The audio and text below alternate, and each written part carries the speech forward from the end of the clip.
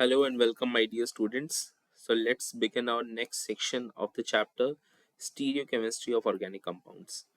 तो पिछले चैप्टर में जैसे कि हमने समझा कि हमारे पास स्ट्रक्चरल आइसोमर्स कितने टाइप के होते हैं और स्टीरियो आइसोमर्स कितने टाइप के होते हैं, तो उसी से हम आगे बढ़ते हैं आइसोमेरिज्म के इस चैप्टर के अंदर. So looking at optical isomerism, basically optical word add हो गया तो दैट मीन्स यहाँ पे rotation of the plane polarized light की हम बात करें. तो बिफोर डिस्कसिंग फर्दर पहले तो हम बात करते हैं कि एक हमारे पास जो नॉर्मल कन्वेंशनल जो लाइट सोर्स होते हैं हमारे घरों में जो होते हैं उनके अंदर बहुत सारे प्लेन्स होते हैं. जैसे हम यहाँ पे देख रहे हैं लाइट सोर्स, एक बल्ब को मैं मानता हूँ, तो डिफरेंट प्लेन्स में उनके ग्लेयर्स और वाइब्रेटिंग प्लेन्स होते हैं. जैसे आप कभी लाइट को देखेंगे तो लाइट के आसपास आपको एक ग्लेयर नजर आता है. क्यों? क्योंकि उसके अंदर वाइब्रेटिंग प्लेन्स हैं in different X Y directions. अगर इस लाइट को मैं किसी पोलराइजर से क्रॉस ओवर करता हूँ तो पोलराइजर से क्रॉस होने के बाद बेसिकली वहां पे क्या डिफरेंस होता है कि वो एक प्लेन पोलराइज लाइट, मतलब उसका जो वाइब्रेटिंग प्लेन है वो एक प्लेन के अंदर लाइक अ फिल्टर. सपोज करें कि आप बहुत सारा मटेरियल किसी मैश से निकाल रहे हैं, तो मैश क्या करता है उसको फिल्टर करके जो उसका साइज है उसी से वो जाने देता है सामने की तरफ. तो यहाँ पे ये पोलराइजर बेसिकली क्या कर रहा है, इस डिफरेंट वाइब्रेटिंग प्लेन्स में से सिर्फ उसी लाइट को पास ऑन होने देता है जो कि प्लेन पोलराइज्ड है, मतलब एक ही वर्टिकल डायरेक्शन में पोलराइज्ड है. अब इसको फर्दर एक सैंपल ट्यूब से गुजारते हैं. इस सैंपल ट्यूब के अंदर मैंने एक मटेरियल है जिसको सॉल्यूशन फेस में लिया है. सपोज डी ग्लूकोज है. अब ग्लूकोज जो है उसका सॉल्यूशन अगर हम बनाए तो वो डी ग्लूकोज क्या है, डी मीन्स डेक्स्ट्रो रोटेटरी. तो बेसिकली वो क्या टेंडेंसी रखता है कि ये जो प्लेन पोलराइज लाइट है इसको टुवर्ड्स द राइट वो शिफ्ट कर सकता है टू अ सर्टेन एंगल जिसको हम कहते हैं alpha, which is called as angle of rotation. Okay, so ऐसे जो भी कंपाउंड्स हैं जो प्लेन पोलराइज लाइट को रोटेट टुवर्ड्स द राइट और टुवर्ड्स द लेफ्ट करने की टेंडेंसी रखता है, ऐसे कंपाउंड्स को हम कहते हैं कायरल कंपाउंड्स और ऑप्टिकली एक्टिव कंपाउंड्स. और ऐसे अगर दो या दो से ज्यादा इस तरह के कंपाउंड्स हैं तो वो आपस में क्या कहलाएंगे, optical isomers. So these are basically stereoisomers which have identical physical properties. इनकी सबकी physical properties तो same है, like melting point, boiling point, density, solubility, etc. और ये एक दूसरे से दिखने में similar लगेंगे, but इनका जो action है towards the plane polarized light, they are different. One may be D, other may be L. D means substances which rotate the plane polarized light towards the right. They are called as dextrorotatory. Dextro means right. Levo means left. Okay, तो left की तरफ करने वाले लीवो rotatory.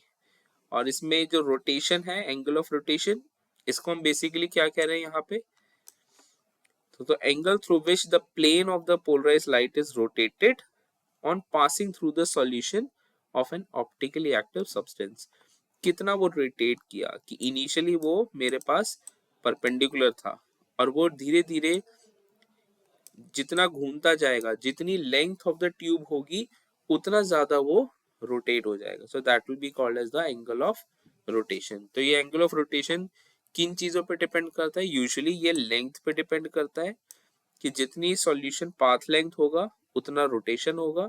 Second depend करता है concentration पे कि solution जितना ज्यादा कंसंट्रेटेड होगा उतना ज्यादा वो रोटेट करेगा. Alright, so this is about the optical isomeric compounds. तो ऑप्टिकल आइसोमर्स जो हैं basically they are the chiral molecules. Chiral means जो कि एक दूसरे पे नॉन सुपर इम्पोजिबल है, लाइक और लेफ्ट एंड राइट हैंड. अगर हम दोनों हाथों को देखें और इनको क्रॉस ओवर करें तो they are non superimposable, they are not identical. Okay, so chiral molecules, आप सोचेंगे इसको मैं इन्वर्ट करूं तब तो हो सकता है, बट इन्वर्जन से क्या हुआ, one is white another is black. ठीक है, सो दिस इज डिफरेंट. ठीक है, so these are not identical. तो ऐसे मॉलिक्यूल जो non superimposable mirror image बनाते हैं उनको हम कहते हैं chiral molecules and this property is called as chirality. और मॉलिक्यूल्स जो सुपर इम्पोजेबल बनाते हैं, मतलब उनके अंदर सिमेट्री है, उनको हम कहेंगे ए कायरल और सिमेट्रिक मॉलिक्यूल्स। जैसे यहाँ पे दिखाया गया है, एक फ्लास्क है, आप कोनिकल फ्लास्क जो लैब में यूज करते हैं, इसको अगर हम मिरर में रखें तो आइडेंटिकल फ्लास्क बनाएगा जिसको हम सुपर इम्पोज कर सकते हैं। ओके, तो जनरली अगर हम केमिस्ट्री के टर्म में बात करें तो ये कार्बन का जो सेंटर है, अगर हम सेंट्रल कार्बन को देखें, अगर ये 4 ऐसे डिफरेंट ग्रुप से अटैच्ड है जो कि सारे के सारे अलग हैं, ठीक है, तो इसके अंदर बेसिकली कोई सिमेट्री नहीं बची। इसको मैं कहीं से भी अगर हाफ करने की कोशिश करता हूं तो वो अनइक्वल हाफ होगा, इक्वल हाफ नहीं हो सकता। तो ऐसे कार्बन सेंटर को हम बेसिकली क्या कहेंगे, कायरल, कायरल कार्बन। अगर मान लो जैसे ये दूसरी तरफ एक कायरल कार्बन जिसके मान लो चारों ही बराबर हैं, तो मैं इसको किसी भी साइड से, मान लो मैं इसको इस प्लेन से डिवाइड कर देता हूँ, ठीक है, जो इन दोनों एच का प्लेन है, अगर इस प्लेन से डिवाइड कर देता हूँ तो एक तरफ भी एच आता है, दूसरी तरफ भी एच आता है, तो ये बेसिकली क्या हो गया, इक्वल हाफ है, सिमेट्रिक है।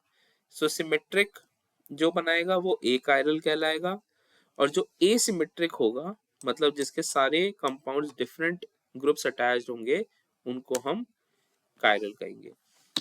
तो ऐसे बहुत सारी सिमेट्री हैं, ये तो हमने सिर्फ एक प्लेन की बात करी, तो ऑप्टिकल एक्टिविटी अलग अलग सिमेट्री एलिमेंट्स की वजह से हो सकती है, ठीक है। It can be a plane, plane का मतलब है कि मैं किसी चीज को वर्टिकल से या हॉरिजॉन्टल से या डायगोनल से मैं काटता हूँ कि वो इक्वल हाफ में डिवाइड हो जाता है। जैसे कि हम मान लें एग्जांपल बटर का ले लेते हैं, हमारे घरों में बटर आता है, अमूल के बटर है, वो रेक्टेंगुलर है, अगर आप उसको सेंटर से काटो तो भी हाफ हो गया, अगर आप उसको मिडिल से काटो या डायगनली काटो तब भी वो हाफ हो गया, ठीक है। तो this may be called as a plane of symmetry.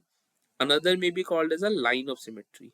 Line means कि मैं उसमें से कोई लाइन है उसको रोटेट करता हूँ उस लाइन के अकॉर्डिंग, चाहे वो एक्स एक्सिस पे है, चाहे वो वाई पे है या जेड पे है, तो मैं रोटेट करता हूँ तो वो वापस सेम आ जाता है, इसको हम कहते हैं लाइन ऑफ सिमेट्री। तो डिफरेंट प्लेन्स हैं, हम उसके बारे में डिस्कस करेंगे। Then you also have a centre of symmetry. Centre means कि किसी भी क्यूब को ले लें तो क्यूब के सेंटर पॉइंट में वो डायगनली अगर आप ऑपोजिट एलिमेंट्स को इंटरचेंज करें तो सेम अगर स्ट्रक्चर आ रहा है तो हम कह सकते हैं कि उसके पास एक सेंटर ऑफ सिमेट्री भी है। एग्जाम्पल के तौर पे लेते हैं, जैसे यहाँ पे हमारे पास लैक्टिक एसिड है, lactic acid alanine and butane two all, ठीक है। तो क्योंकि इस कार्बन के चारों तरफ जो है, one is H, C O O H, O H and C H three, तो सारे के सारे देखें ये सारे डिफरेंट है।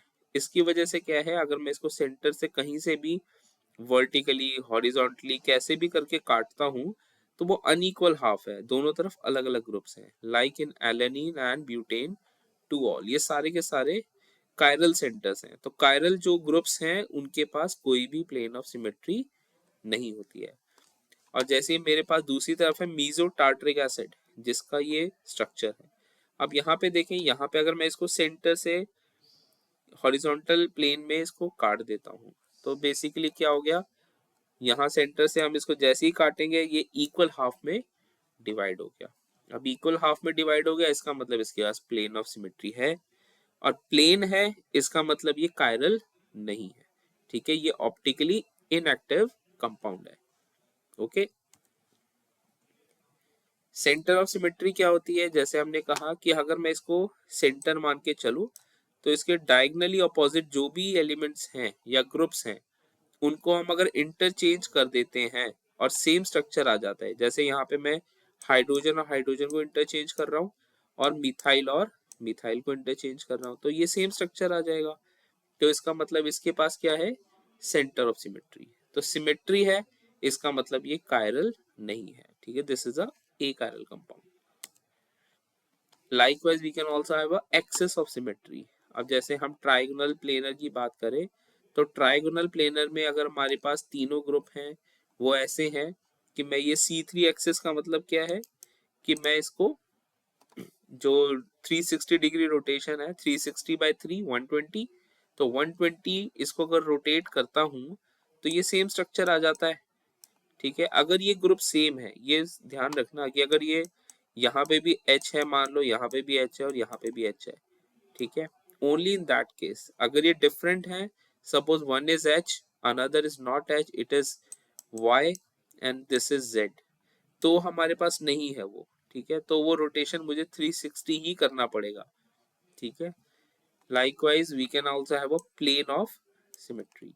So rotation can be there, center of symmetry, or a plane of symmetry. Plane can be horizontal plane, it can be a vertical plane.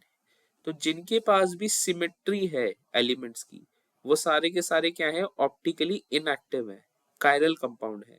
और जिनके पास सिमेट्री नहीं है, वो सारे के सारे क्या है, ए कायरल कंपाउंड है। ए कायरल मींस जो के सारे ऑप्टिकली एक्टिव मॉलिक्यूल्स हैं। अब यहाँ पे हम देखें, this is also called as alternating axis of symmetry और roto reflection axis of symmetry. इसको रिप्रेजेंट किया जाता है एस एन। ठीक है, जैसे पीछे हमने देखा था वो सी एन। तो सी एन कैसे हम मेजर करते हैं, सपोज ट्राइगोनल प्लेनर है तो मैं इसको 120 डिग्री से रोटेट करूंगा, तो आप ऐसे कर सकते हो, 360 रोटेशन होता है डिवाइडेड बाय 120, तो बेसिकली हमारे पास क्या आता है 3। तो we can say this is a C3 axis of symmetry. अगर ये मान लो हमारे पास जो स्ट्रक्चर है वो स्क्वायर प्लेनर होता, तो स्क्वायर प्लेनर में क्या हो सकता है, अगर मैं सेंटर से एक लाइन गुजारता हूं तो मुझे कितना रोटेट करना पड़ेगा स्क्वायर प्लेनर के केस में, 360 डिवाइडेड बाय 90। 90 डिग्री रोटेट करेंगे तो ये वापस घूम के वहीं आ जाएगा, तो 360 by 90 this will B 4। Okay, so this will be called as C4 axis of symmetry. Likewise you can also have C6। ठीक है, तो ये ऐसे डिफरेंट एक्सिस ऑफ सिमेट्री कह सकते हैं। प्लेन ऑफ सिमेट्री के लिए हम क्या कहते हैं, सिग्मा एच। सिग्मा एच का मतलब क्या है, हॉरिजॉन्टल प्लेन। सिग्मा वी का मतलब क्या है, vertical plane. Like water molecule है, वाटर मॉलिक्यूल को हम सेंटर से काट सकते हैं, तो हम इसको कह सकते हैं वर्टिकल सिग्मा वी। ठीक है, और इसमें रोटेशन कितनी पॉसिबल है, अब वाटर मॉलिक्यूल को देखोगे तो आप इसको फ्लिप करोगे, तो फ्लिप करोगे तो कितना डिग्री रोटेट किया आपने, 180 डिग्री। पहले दोनों तरफ थे हाइड्रोजन, इसको हमने फ्लिप कर दिया तो वापस आ गए। ठीक है, तो हमने फ्लिप करने के लिए कितना एंगल घुमाया, 180। So what will be 360 by 180, 2। So this will be called as C2 axis of symmetry. तो रोटो रिफ्लेक्शन में क्या है, रोटो रिफ्लेक्शन में है कि अगर हमने किसी मॉलिक्यूल को पहले रोटेट किया और फिर उसका मिरर इमेज मतलब उसको रिफ्लेक्ट कर लिया और सेम मॉलिक्यूल आ जाए, तो हम उसको कहेंगे रोटो रिफ्लेक्शन एक्सिस ऑफ सिमेट्री और simply alternating axis of symmetry. जैसे हम यहाँ पे देख रहे हैं, हमारे पास ये स्ट्रक्चर था, इसको हमने पहले 180 डिग्री रोटेट करा। रोटेट करने से क्या हुआ, ये जो COH यहाँ था ये घूम के मेरा यहाँ आ गया। ठीक है, 180 डिग्री आपने इसको मान लीजिए एंटी क्लॉकवाइज या क्लॉकवाइज आपने रोटेट किया, फिर आपने इसको रिफ्लेक्शन, रिफ्लेक्शन मींस कि मैं इसको इन्वर्ट कर रहा हूँ। ठीक है, तो ये जो ऊपर COH था, जैसे हमने यहाँ जो बात करी, ये अब मेरा नीचे चला गया, तो वापस क्या बन गया, ये molecule structure number 2 is same as structure number 1। ठीक है, so we can say it has a SN। SN का मतलब, अब इसके अंदर क्या है, N क्या है, ये 180 डिग्री, तो 360 by 180 क्या हुआ, 2। So this will B S2। Right, कि हमने इसको 180 डिग्री रोटेट करा और उसके बाद इसको रिफ्लेक्ट कर दिया। ठीक है, रिफ्लेक्शन करने के बाद जो मॉलिक्यूल का स्ट्रक्चर आया वो मेरा सेम है जो मेरा पहले था। Right, so such kind of symmetry is called as the alternating axis of symmetry। तो ये जितने भी सिमेट्री एलिमेंट्स हैं, चाहे वो वर्टिकल हॉरिजॉन्टल प्लेन की बात कर रहे हैं, चाहे वो रोटेशन की बात कर रहे हैं, सेंटर ऑफ सिमेट्री की बात कर रहे हैं, या फिर रोटो रिफ्लेक्शन, ये जिसमें भी होंगे वो सारे के सारे मॉलिक्यूल क्या होंगे, ऑप्टिकली इनएक्टिव। राइट, और हम कह सकते हैं कि वो सारे के सारे ए कायरल है, और जिसमें कोई भी एक्सेस नहीं है, कोई भी सिमेट्री एलिमेंट नहीं है, उनको हम कहेंगे कायरल मॉलिक्यूल्स और optically active molecules. Okay, so what is enantiomerism? ऐसे ऑप्टिकल आइसोमर्स जिनका जो मिरर इमेजेस हैं they are not superimposable, they are termed as enantiomers and this phenomena is termed as enantiomerism। जैसे हम lactic acid को देख रहे हैं, लैक्टिक एसिड में हमने जैसे अभी डिस्कस किया कि इसका जो कार्बन है ये कायरल कार्बन है। कायरल मींस कि इन सबके जो ग्रुप्स हैं, ठीक है, this CH3 group, this OH group, H and COOH, ये सारे के सारे डिफरेंट हैं। डिफरेंट मींस ये कार्बन जो है इसके मिरर इमेज जो होगा वो इसका नॉन सुपर इम्पोसिबल है। ठीक है, तो ये दोनों आपस में क्या कहलाएंगे? Enantiomers. Okay, likewise butane two ol, जिसके पास एक कायरल कार्बन है, इसके भी मिरर इमेज इसके क्या कहलाएंगे आपस में? इनांशियोमर्स। ओके, तो हमें बेसिकली फाइंड आउट क्या करना है, हमने ऐसे कार्बन को देखना है जिसके चार जो ग्रुप्स हैं वो चारों को चारों क्या होने चाहिए? डिफरेंट होने चाहिए। ओके, मीजोटार्ट्रिक एसिड, अब यहाँ पे क्या है, there are two terms, internal and external compensation. तो मीजोटार्ट्रिक एसिड को देखें, ठीक है, this contains two chiral carbon atoms, although इसके पास जो कार्बन एटम है इसके पास ये ग्रुप अलग है, ये अलग है, ये अलग है, और ऑल टुगेदर ये अलग है, तो चारों अलग अलग है। तो इसका मतलब ये कार्बन है, ये कायरल कार्बन है। ठीक है, तो ये इसका इनेंशियोमर बनना चाहिए, बट ऐसा नहीं होता। क्यों? क्योंकि अगर हम इसको देखें तो इसके अंदर इंटरनली, ठीक है, इंटरनली इसको अगर हम सेंटर से हाफ कर सकते हैं, तो बेसिकली इसको क्या कह रहे हैं हम? Internal compensation. कि इंटरनली ये मॉलिक्यूल जो है ये एक मिरर, मतलब एक सेंटर से हाफ इसको करोगे तो ये हो सकता है, इसके पास एक प्लेन ऑफ सिमेट्री है। ठीक है, तो ऐसे मॉलिक्यूल जो इंटरनल एक सिमेट्रिक दिखाते हैं, ठीक है, तो वो कायरल नहीं कहलाते। उन ये किस वजह से है? Due to internal compensation. इस फिनोमिना को हम कहेंगे internal compensation.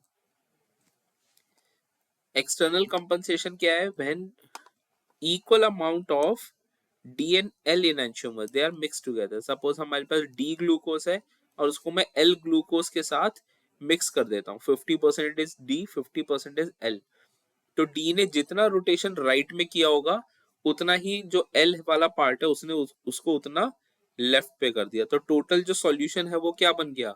Optically inactive, right. तो ऐसी चीज को हम क्या कहेंगे? External compensation. ठीक है, तो मीजोटार्ट्रिक एसिड जो मॉलिक्यूल के अंदर सिमेट्री है उसको हम कह रहे हैं इंटरनल कंपनसेशन। कि ऑल्दो मॉलिक्यूल कायरल है, उसके पास दो कायरल कार्बन है, बट क्योंकि वो सिमेट्रिक है, ठीक है, तो वो ऑप्टिकली इनएक्टिव है। एक्सटर्नल कंपनसेशन कि अगर हमने मिक्सचर ले लिया 50% डी 50% एल और उनको मिक्स कर दिया, तो जितना रोटेशन राइट में था उतना ही लेफ्ट में हो गया और वो एक दूसरे को कंपनसेट करके सेंटर में आ गए, जीरो पे हो गए। तो भी मेरा मॉलिक्यूल जो है या जो सॉल्यूशन जो है this will B optically inactive. जब हम सेंटर पे बात करते हैं, कोई भी स्ट्रक्चर जब आप ड्रॉ करते हो, ठीक है, तो उसके अंदर हम कार्बन को देखते हैं जो चार बॉन्ड बना रहा है। ठीक है, उस कार्बन पे अगर चार अलग अलग ग्रुप्स अटैच्ड हैं, ठीक है, तो हम उस कार्बन को क्या कह रहे हैं? Stereogenic centre. जिसके एक्सचेंज से, अब मान लो यहाँ पे है, अगर आप एक्सचेंज कर देते हैं सी और एच का, आपस में इनको रिप्लेस कर देते हैं, ठीक है, तो हमारे पास इसका एक डिफरेंट फॉर्म मिल जाता है जिसको हम कह रहे हैं इनैंशियोमर ऑफ 2 क्लोरो ब्यूटेन। तो ये जो दोनों मॉलिक्यूल्स हैं, molecule number 1 and 2, they are both are enantiomers and this carbon is called as the stereogenic center। ठीक है,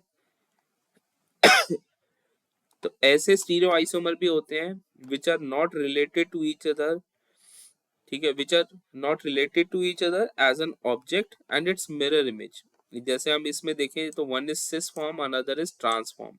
ठीक है, तो ये दोनों आपस में क्या कहलाए जा रहे हैं? डायस्टीरियोमर्स। ठीक है, डायस्टीरियोमर्स क्या है? जो स्ट्रक्चरली रिलेटेड नहीं है, ठीक है, स्टीरियो आइसोमर्स नहीं है ये, क्योंकि यहाँ पे रोटेशन पॉसिबल नहीं है, डबल बॉन्ड आ गया तो रोटेशन फिक्स हो गई। ठीक है, जैसे सिंगल बॉन्ड होगा तो क्या है, रोटेशन हो सकती है, बट अगर डबल बॉन्ड हो गया तो क्या होगा, रोटेट करोगे तो ट्विस्टिंग होगी। ठीक है, नहीं पॉसिबल है, तो यहाँ डबल बॉन्ड की वजह से रिस्ट्रिक्शन है। तो here the 2CH3 is on the upside, another form 2CH3 is on the diagonally opposite side. Okay, so these two are what, these are the diastereomers. अब यहाँ पे हम देखें, यहाँ पे हमारे पास टार्टरिक एसिड है, इसके पास जो कार्बन सेंटर है, these carbon centers, these two are stereogenic centers। ठीक है, तो हम दोनों की अगर बात करें तो दोनों का अपना अपना एक कायरल स्पीशीज है, क्योंकि ये कार्बन 4 अलग अलग ग्रुप से घिरा हुआ है। तो इसका जो मिरर इमेज है हम देख रहे हैं, इसका मिरर इमेज जो बना रहे structure number 2, so 1 and 2 they are called as a pair of enantiomer, क्योंकि एक दूसरे के मिरर इमेज हैं और अलग हैं। बट अगर मैं इसी का मीजो फॉर्म लेता हूँ, मीजो फॉर्म में क्या है कि दोनों OH मेरे सेम साइड पे है। अब सेम साइड पे है तो ये क्या है, एक प्लेन ऑफ सिमेट्री भी बना रहा है। ठीक है, बट इसका भी मिरर इमेज हो सकता है। ठीक है, मिरर इमेज अगर इनके आपस में हम बनाते हैं तो ये आपस में क्या कहलाएंगे, they will be called as mesoforms. ठीक है, आपस में ये मीजोफॉर्म्स हैं। ठीक है, ये ऑप्टिकली एक्टिव नहीं है। तो only the this structure number 1 and 2 they are optically active compounds, these are optically inactive compounds. यहाँ आप देखो, यहाँ हमारे पास क्या है, 2,3 डाइक्लोरोपेंटेन। ठीक है, अब आप यहाँ पे आपस में देखो क्या ये ऑप्टिकली एक्टिव है या नहीं है। आप ध्यान से देखो स्ट्रक्चर नंबर 1, 2 and 3।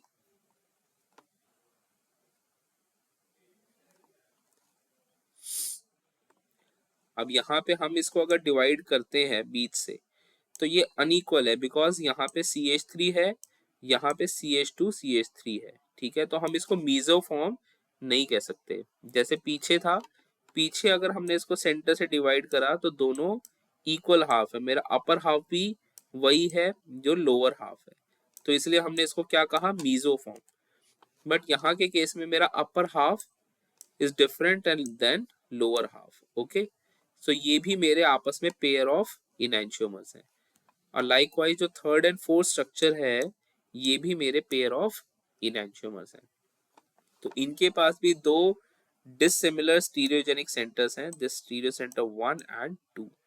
ठीक है, so they are non superimposable, forming non superimposable mirror images, ये भी एनांशियोमर्स बना रहे हैं, और मेरे 3 और 4 भी एनांशियोमर्स बना रहे हैं।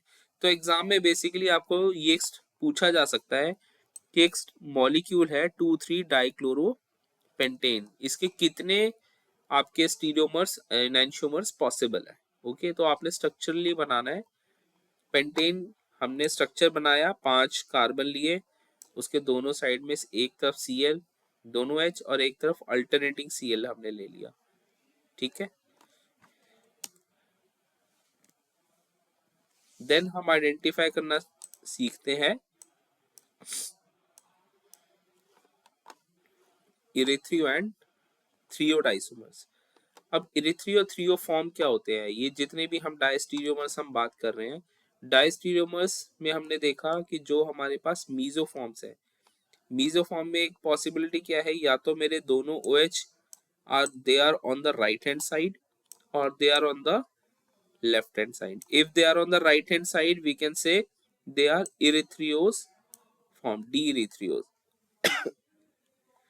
ठीक है, दोनों जैसे डी फॉर्म है हमारा राइट हैंड साइड के लिए, if they are on the same side तो हम क्या कहेंगे, इरेथ्रियो, चाहे वो लेफ्ट हो या राइट हो। ठीक है, बट ये दोनों OH हमारे एक ही तरफ है तो हमने इसको क्या कहा, इरेथ्रियो फॉर्म। अगर ये मेरे पास अलग अलग है, one is on left another is on right, so we called it as a threose form. तो ये डी है। डी हम कैसे आइडेंटिफाई करते हैं, जब आप कोई स्ट्रक्चर देखते हो तो स्ट्रक्चर के अंदर जो सबसे हाईली ऑक्सीडाइजिंग है हमने उसको ऊपर रखना है। जैसे इस केस में CHO है, this is highly oxidising then CH2CH3, जिसके पास ऑक्सीजन अवेलेबल है। अगर COOH होता हमने उसको ऊपर रखता। तो अब मैं जब उससे नीचे की तरफ आता हूँ तो मेरा जो लोएस्ट एसिमेट्रिक कार्बन है, बाकी सारे सिमेट्रिक है, this is symmetric, this is also symmetric क्योंकि इसके दोनों तरफ हाइड्रोजन है, ये एसिमेट्रिक है। ठीक है, तो हम नीचे से स्टार्ट करते हैं। जो भी मेरा लोएस्ट एसिमेट्रिक आ रहा है, पहला एसिमेट्रिक कार्बन आया, इसके ऊपर अगर मेरा OH लेफ्ट हैंड साइड पे है तो मैं इसको क्या कहूंगा, L। अगर OH राइट हैंड साइड पे है तो मैं कहूंगा इसको D। राइट, जैसे यहां देख रहे हैं तो ये मेरा एसिमेट्रिक कार्बन है। ठीक है, अगर हमने डाउनवर्ड स्टार्ट करा तो यहाँ पे OH मेरा राइट है, इसलिए हमने इसको कहा D। और इरिथ्री और थ्रियो का मतलब क्या है, इरिथ्रियो कब कह रहे हैं, जब ये जो दोनों OH हैं एसिमेट्रिक कार्बन पे, ये मेरे एक ही तरफ हैं, चाहे वो लेफ्ट हो या राइट हो, तो मैं उसको क्या कहूंगा, इरिथ्रोस। ठीक है, इरिथ्रो डायस्टीरियोमर्स। अगर ये दोनों अपोजिट हैं, ठीक है, एक राइट है दूसरा लेफ्ट है, तो हम इसको क्या कहेंगे, थ्रियोस। So this is the difference between erythrio and thrio disomers. So I hope you have understood this topic जो हमने अभी तक डिस्कस किया. So do practice some of the questions from the book. उसमें आपको स्टीरियो डायस्टीरियोमर्स और इनैंशियोमर्स बनाना आपको सीखना है. साथ ही में कि मैं कैसे आइडेंटिफाई करूं कि इनैंशियोमर है, मतलब उसके मिरर इमेजेस को बनाना है कि वो नॉन सुपर इम्पॉसिबल है या नहीं है, और इरिथ्री और थ्रियो डायस्टीरियोमर्स इनकी कन्वेंशन, ये आप जरूर ट्राई करें. फिर हम अगली क्लास में मिलते हैं. Thank you so much.